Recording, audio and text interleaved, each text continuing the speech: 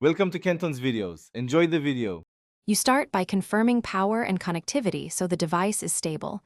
Plug the AC adapter or confirm battery level and attach Ethernet or Wi-Fi. Next, log in as admin on the device or companion app because you need permissions to enroll users. Clean the sensor with a lint-free cloth and instruct the first user to remove rings and dry their finger. Once done, navigate to the enrollment menu and choose New User so you can register the identity immediately. You now enroll fingerprints.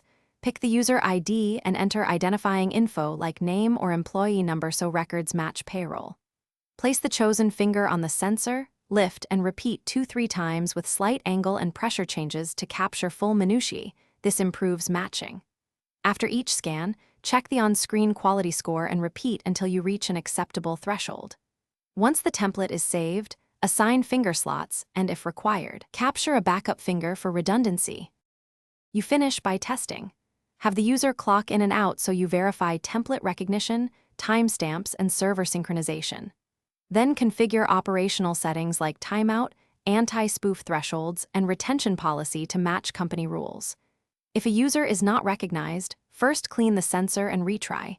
Make sure the finger is placed consistently, then re-enroll the finger if needed.